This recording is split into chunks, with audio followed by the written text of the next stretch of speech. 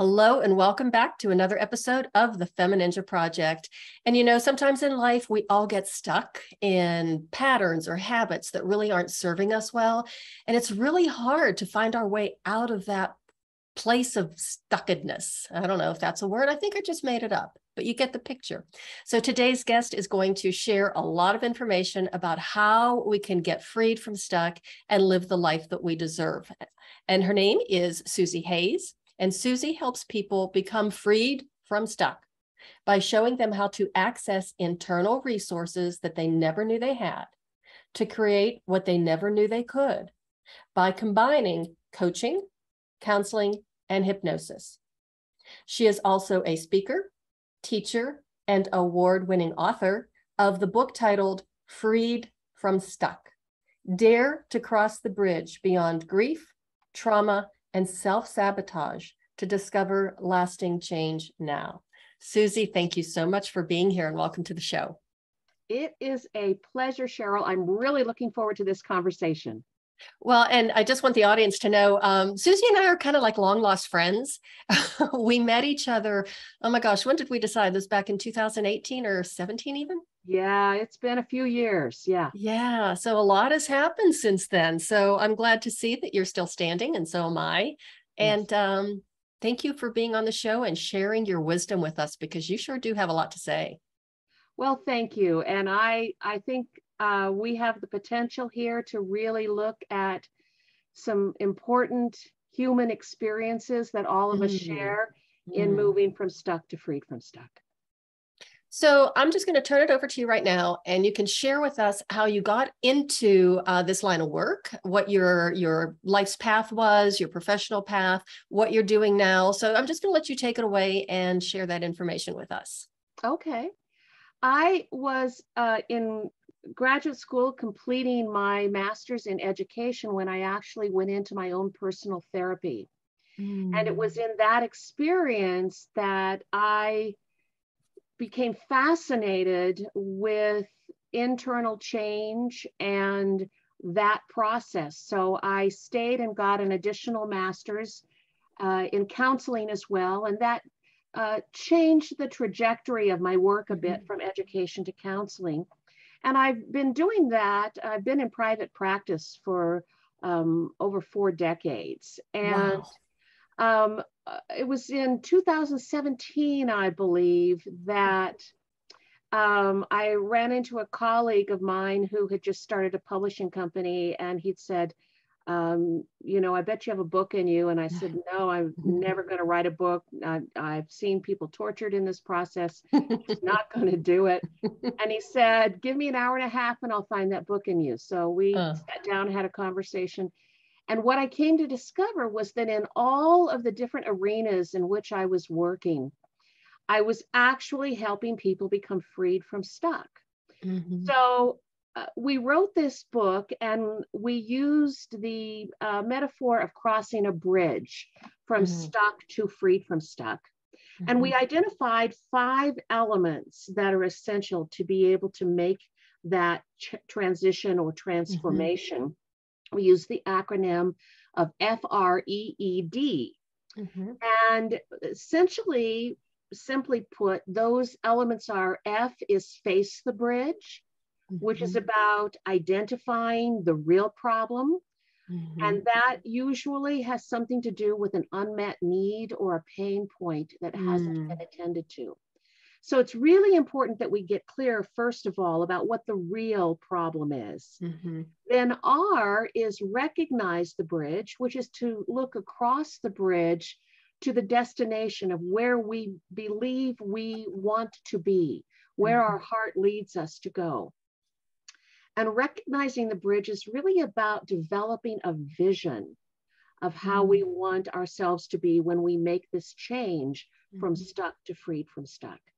And the more vivid it is, the more emotionally charged it is, the more powerful it is to help us cross that bridge. And we know that whenever we cross the bridge of change, there's going to be rain and wind and storms. And so the more vivid that vision is, the more powerful it is in magnetizing us across the bridge. The E is embrace the bridge, which is about identifying any blocks or obstacles, either internally or externally, that are keeping us from living the quality of life that we want. And then putting together a strategy, a plan that makes sense for us to be able to cross that bridge. The second E is exit the bridge. And this is often an element that we don't talk about in the change process. But this is about letting go of what no longer serves us. And whenever we let go of something, we experience grief. And grieving is the most difficult human task. To the degree that we love is the degree that we grieve. So the more attached we are, the harder it is for us to allow ourselves to grieve and let go. But it's so essential for us to be able to release that so that we will not be as inclined to return to what is familiar, which is not the same as comfortable, but we tend to do that instinctively. So we need to be able to let go of that and to allow ourselves compassionately to go through that grieving. And then D is discovering our destiny as we arrive at the destination. And what that means is that in any change process, there is the potential of greater self-awareness and self-discovery. So as we are arriving at where we want our life to be, we also discover more about who we are, what's important to us, what our values are, what brings us joy and passion and purpose. So this is the journey of moving from stuck to freed from stuck. And once we cross the bridge, we also know that there's going to be another bridge and another bridge and another bridge, because that is the transformation process. Every time we are stuck, it is an opportunity for our expansion. I have just a few questions or a few comments. First of all, I love the fact that your friend freed you from stuck regarding writing a book. I mean, there's something very poetic about that. Yeah, and I didn't even know I was stuck. I just didn't want to write a book. But that's really funny. I mean, a lot of times we don't even realize that we're stuck in life. It could be that we know something's wrong. We're either unhappy or sad for quote unquote no reason, and we just don't realize that we're kind of stuck in a pattern or a habit that's really not working for us. And the other thing I wanted to ask you about that process of self-awareness and self-discovery, because it's so powerful. And it is so, in a lot of ways, liberating, because it opens up so many opportunities and so many different pathways for you. On the other hand, it can be a little intimidating and a little, I don't know, just kind of like, ooh, what if I don't like what I find? Absolutely. Absolutely. Yes. Yeah. You know, whenever we open ourselves up to the experience of greater self-discovery, very often we're going into what's unknown. And so we instinctively experience some apprehension, even if we're eagerly embracing that adventure. There's some apprehension of what might I discover. And unfortunately, we have a tendency to believe that what we're going to discover is negative or wrong or flawed or bad. We don't tend to think that our discovery is actually going to be about discovering the truth of who we are and how precious we are and how valuable we are and how gifted we are and how loved we are. We don't think about that necessarily. And yet that is ultimately what happens in that journey, is that we discover more of who we really are, which is what I call the magnificence of our divine. And when we get in touch with that, it gives us a foundation of awareness that changes our perspective in life. I had to write that down. I love that. The magnificence of our divine, because we all have that inherent, I don't know, power, divinity, strength, wisdom that we just don't even realize. And why do we keep, just saying no to that? But we can get to that in a few minutes. The other thing I wanted to talk about was the bridges. Now, I grew up in an area of bridges, like the land of bridges. I grew up in Western Pennsylvania, so I know a lot about bridges. Yes. But the interesting thing is what happens. So when you cross that first bridge, and then all of a sudden there's another bridge and another bridge, does it get easier to cross that next bridge and the next bridge? So it's almost like you're creating a new pattern of self-exploration that you can embrace instead of like run away from in fear. Yes, and that's so insightful on your part in understanding that, Cheryl, because that's absolutely true. Once you begin to understand that these elements are always present in that process, then it's almost kind of like a checklist, like, okay, I need to know that these are going to be parts of my experience. So even if the challenge might be greater, like it might be a greater loss or a greater trauma or something that's very difficult.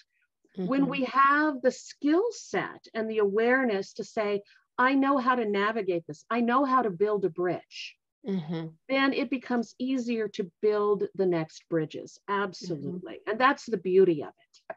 So you're actually building up your tool chest or your, your bridge crossing muscle. Yes, yes, absolutely. And I always say, for those of us who have been around the planet for a little bit longer than others, never underestimate the treasure chest inside of us with regard to our internal resources in terms of our life experience, what we've learned, what we've come to know about ourselves. And that's why it's so important to appreciate that process.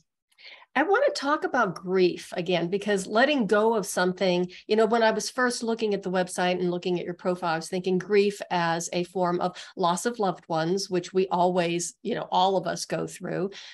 But there's that certain sense of loss of self. And even if it's a part of yourself that you thought you were, that was negative, even when you let go of that, emotions come up that are like, why was I doing that to myself? Or is this really me the way I'm looking at myself now? So talking about more like self-image. So if you could address that. Yes, we come to understand ourselves by virtue of the reflections we've received, especially initially in our development about who we are. And so if we have developed certain ideas or beliefs about ourselves, about others, about how the world operates, and then we come to a point in our life where we're just not happy and something's not functioning well, it requires that we look at how what we've believed about ourselves. And so sometimes that means we have to realize that what we thought was true about ourselves was not. And so there is a grieving in some ways of letting that go, because again, it's familiar to us. And particularly if we're just kind of really exploring who we really are, that can be a little bit scary and sometimes a little sad. It's quite a process to go through. Yes. Yes, self-transformation is so interesting. There's so many elements to it. And it really requires that we are compassionate and patient with ourselves and forgiving, and that we allow ourselves to figure that out as we go along. It's so funny. All of those qualities are things that we're pretty generous with when it is in regard to other people. But to be able to have that sense of compassion, forgiveness, acceptance with ourselves is just so difficult. And maybe I'm just, projecting my own experiences on everybody else, but it just seems to be a really hard challenge. It can be. It kind of depends on the value systems that we were raised with. But those of us who were raised in a way that we were raised to be friendly neurotics, we tend to have high value placed upon doing the right thing, getting along with other people, contributing. And so whenever we do something that's contrary to that, it causes internal distress. And so sometimes we have difficulty being patient because we say to ourselves, well, I know how I should be doing it. I know what I need to do, but I'm just not doing it. Well, it's not that simple. It's just not that simple. And one word that just popped into my brain as you were describing this was selfishness. And I know a lot of times growing up, we were always taught to be, somebody else's needs come first. You'd be nice to people. Of course, you want to be nice to people, but it was almost like everybody else came first. And if they didn't, then we were being selfish. And so that self-care, as I grew up and became an adult, it was just such in conflict, which what I was raised to believe.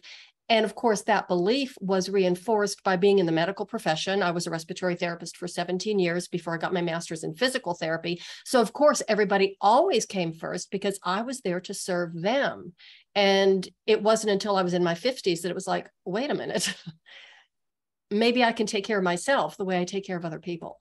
And that was like, blew my mind.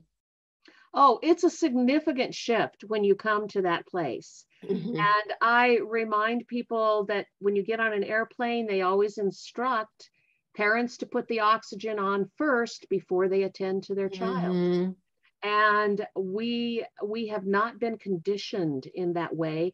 And it also, I think particularly for us as women, we have an instinct of nurturance and care. And so it seems in some ways, or it can feel contrary to our instinct of caring for others if we care for ourselves. But you're right, we come to a point, hopefully all of us come to a point in some way that we recognize, wait a minute, I can only show up for others as I care for myself.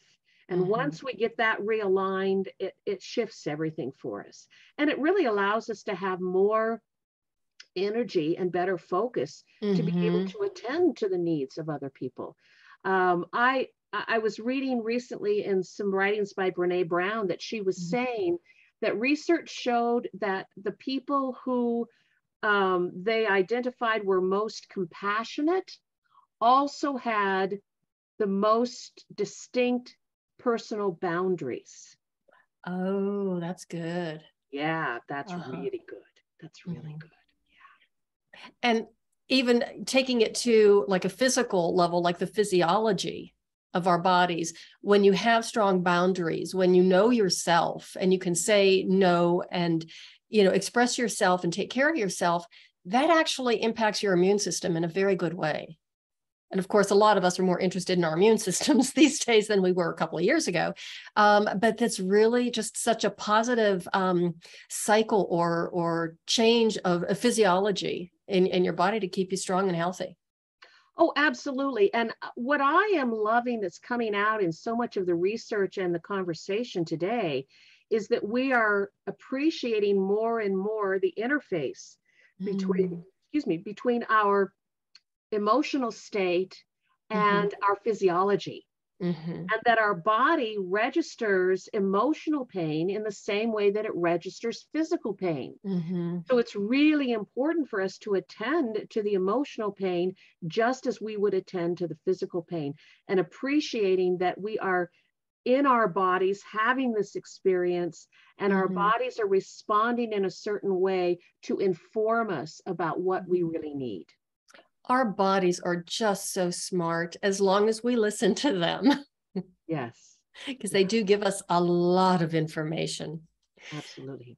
Now, another thing that you addressed that I thought was very interesting, especially being a person of certain years on this earth, was the amount of experiences and wisdom that we have. However, some of us might think that, well, I've always been this way. I can't change. It's too late to change.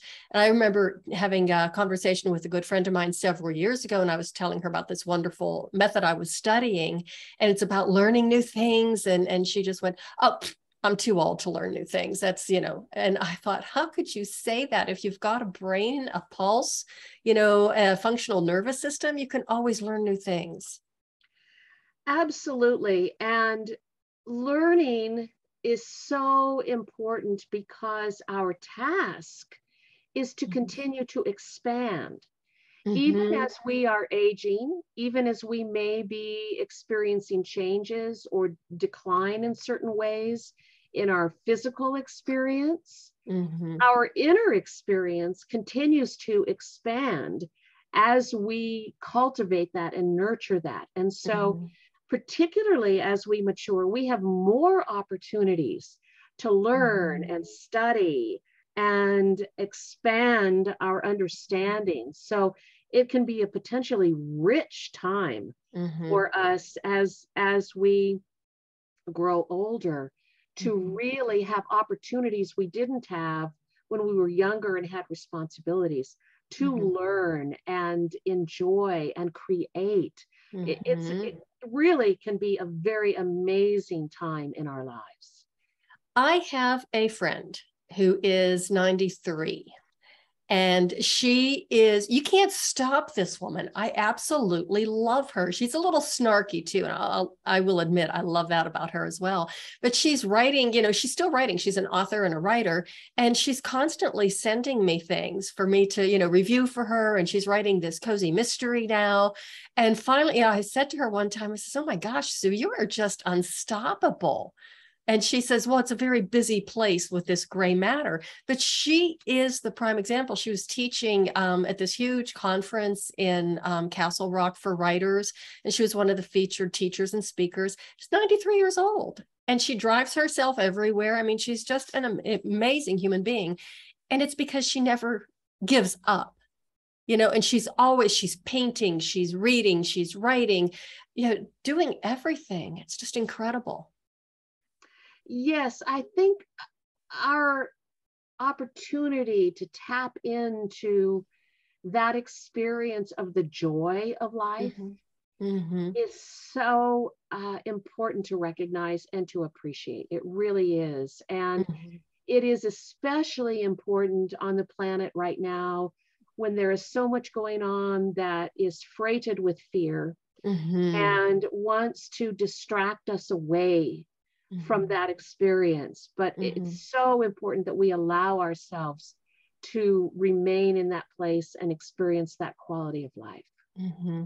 I'm so happy you mentioned fear because I had written that down in my notes that I wanted to talk about it since we talked about it briefly before we started recording, and how many people right now are fearful and afraid of the future, afraid of what's going to happen.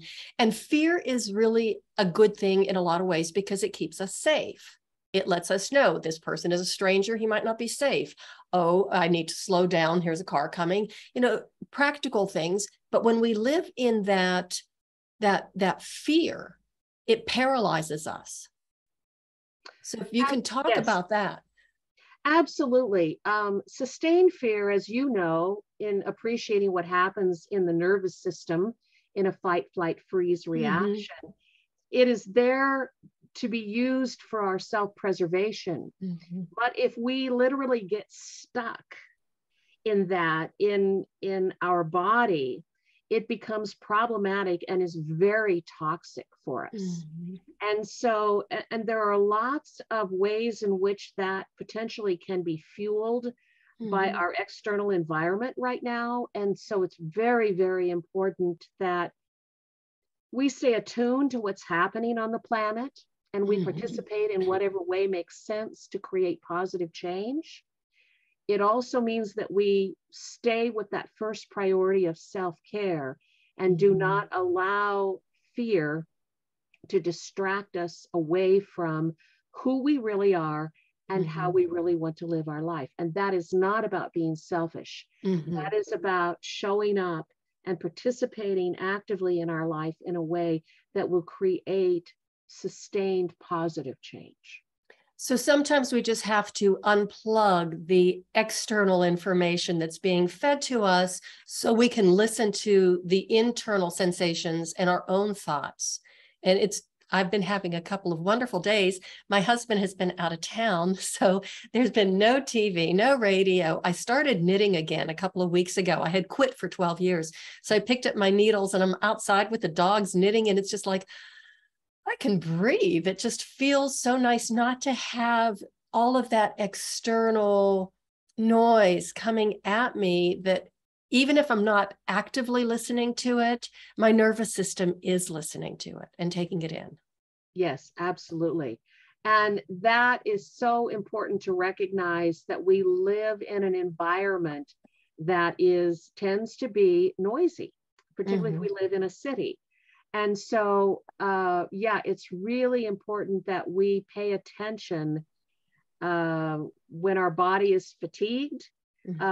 Something's going on and we need to figure out what that's about. And sometimes it can just be overstimulation. Now, this is kind of like a really nice segue into what I wanted to talk about anyway. But now I want you to talk about hypnosis, because a lot of people might not be familiar with it. They might have heard about it, but, we understand, what coaching is. We understand what counseling is. How do you use hypnosis? Because some people might be thinking, I don't think I want to be hypnotized. You make you go on stage and, bray like a donkey or whatever. So talk about hypnosis, the power of it, and how it works with our nervous system to create that change, or just to help support change. You bring up some interesting assumptions that have been promoted through entertainment about hypnosis. And I sometimes say to people, they're apprehensive, or they say, oh, I don't know if I can be hypnotized. And I say to them, do you watch TV? And they say, yes. And I said, then you get hypnotized. Because hypnosis is basically a relaxed, altered state. And, marketing and media has understood hypnosis for a really long time, right? You put that message out there and you appeal to something that people want, and you repeat it over and over again. And pretty soon they're like, yeah, I think I should buy that, or I should do that, or I should purchase that. And so that's really a form of hypnosis. Clinical hypnotherapy, which is what I do, is really about working with a person, and it's about going into a relaxed state. And it's important to know that no one can be hypnotized to do something that they don't want to do.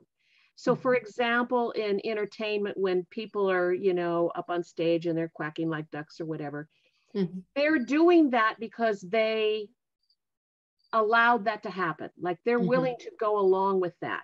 If you didn't want to go on stage and quack like a duck, no one could ever make you go on stage and quack like a duck.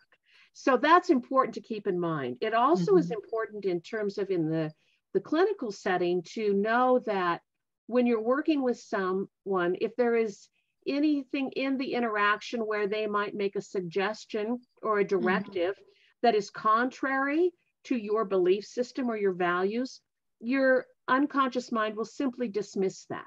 So you're not going to be persuaded to do anything against your will. So that's important to appreciate. And so what it is, it's about going into a relaxed state and opening up to the suggestions or the directives that are being given, that are given for the purpose of calming a certain internal state, of shifting it, of changing beliefs or perspectives in such a way that actually allows your unconscious mind to align with your conscious mind. Because that's where our conflicts often occur, is that unconsciously something's going on that's contrary to what we consciously want. And so hypnosis can be very valuable in reinforcing the changes that we want to make and addressing them at that deeper state. And of course, my favorite thing is talking about physiology. So even as you're doing the hypnosis, the physiological changes that the client experiences, would you like to address that? Yes, you're actually in a deeper, relaxed state. The state of your brain is changing. And so it allows you again to be in a state of receptivity to the change in a way that you wouldn't otherwise be. Well, I was thinking more like blood pressure, heart rate, respiratory rate, all of that changes. Again, when you're in that fight or flight, you're in that that state of higher blood pressure, heart rate, the muscles are all tense. Again, that's so detrimental to our physical health. So what you're describing, it seems to be more like almost like a gentle internal massage to the brain, the nervous system, and all of the organs and the organ systems as well. And that is just so important. And I keep going back to the immune system because, again, we all are so more attuned to our immune system and what it can do for us. So we want to keep it healthy and strong. And so these are really nice ways that not only can you be freed from stuck, that you can also free your body from being stuck into high blood pressure, diabetes, all kind of other diseases that come from long exposure to high levels of stress. Yes, and you're identifying that wonderful intelligence in our body that wants to be healthy. And so whether it's hypnosis or meditation or listening to beautiful music or whatever it is that alters our internal state and allows our nervous system to calm, it allows our body then to use its intelligence for the healing process, both emotionally and physically. So what do you have with the clients that you work with? Do you work with a specific age group, or is there, a specific target audience that you appeal to? What type of clients do you work with, and what are some of the needs, of course, that they contact you regarding? I work with all ages. Right now, I have clients that I'm working with all the way from 16 years old to 83 years old. And I work with people basically in any aspect of their life where they're stuck. And so that can be in any arena where we experience that, because basically the process is the same in terms of what needs to take place inside. So I work with all ages. I do primarily individual counseling and coaching. But I really am, I'm really open to those who contact me with regard to what their needs are. I don't have a specific niche or focus. I do work a lot with people who have struggled with things like trauma or self-sabotage or procrastination. All of those are common human experiences. But I really work with those who come to me and they say, I think she might be able to help me move out of where I'm at to where I really want to be. So even people who don't realize they're stuck, but they know that something isn't quite right, are you able to help guide them through that path to get to that bridge and cross that bridge? I am, if they are willing to do the work that they need to do to get there. I often say to people, I can come alongside of you and I can support you and encourage you and provide insight and wisdom for you. But the real healing process happens inside yourself in relationship to yourself. And so I often say to people as well, if you're wanting to make change, you just need to know that we're not going to be doing water skiing. We're going to be doing deep dive. And so that means we go wherever we need to go in order to identify what's going on for you that is not working in the way that you would like. And then we figure out how to attend to that. Okay, excellent. And now I know you're a speaker, and that's basically how I met you those years ago. Was you were, it was at a meeting, it was a networking meeting, and you were the featured speaker. Are you doing any speaking engagements now? I mean, I know with COVID, that was probably on the back burner, or maybe you were doing them virtually. Where are you with that right now? I'm certainly open to that now, but honestly, that's part of why I entered into podcast land. It was a colleague who said to me, because I said something about, maybe I'm ready to kind of get out there on the speaking circuit. And he said, well, why don't you do podcasts? And I went, oh, yeah, like I could be out there, but I'm here. And so that's really where I'm devoting my energy right now. I do probably an average of about 4 interviews a week. And nice. So that for me has been my speaking platform right now. And, we'll see I think as things change, there will be, that whole arena will continue to open up more. But I'm really enjoying this right now. Yeah, podcasting is a whole lot of fun. I've been on a lot of other shows as well as doing this one. And I mean, all you got to do is just, fix your hair, put on a little bit of makeup and a nice top, maybe some, pants are good. And just, walk downstairs. Here I am. And, it's a great time. And you meet people from all over the world. So it's really a lot of fun. It is. And although I met somebody, or I'm talking to somebody right now who is literally in my own backyard. Yes. Yeah, which is delightful because that doesn't happen so much.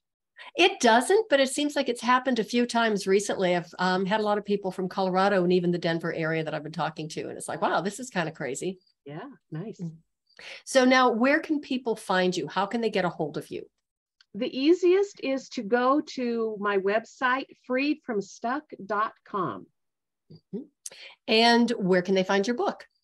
They can find it on Amazon, or they can also find the link that goes to Amazon on the website. And in that book, do you identify the 5 steps? Absolutely. And it's a kind of book, it's a resource really that you can use for a general read if you just kind of want to understand it.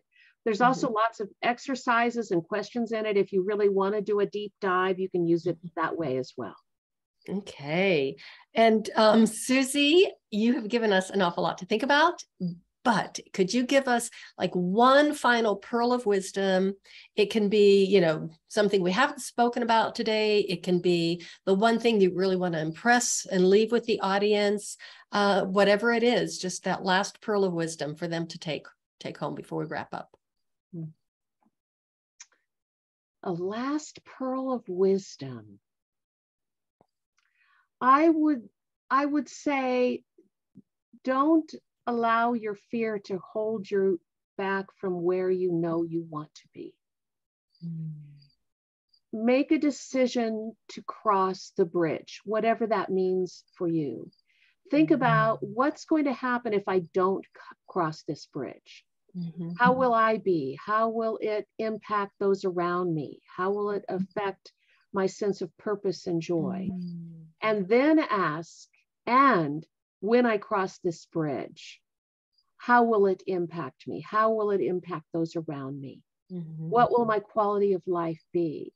And if you take just a moment and answer both of those questions and make a decision to not allow fear to hold you back, you have every opportunity and so many resources, both internally and externally, to move your life in the direction that you want. Lovely. Susie, thank you so much for being here with us today. I have really appreciated it. What a great conversation, and it's just so lovely to see you again. Good to see you, Cheryl. And everybody, thank you for listening. I really appreciate it. And do check out Susie's website and her book. She has an awful lot to say, as you can tell. And if you feel like you're stuck in a rut and you want to get out, contact her. And so she can help you find your way to identify your bridge and then cross it. And that is the way of the FemiNinja.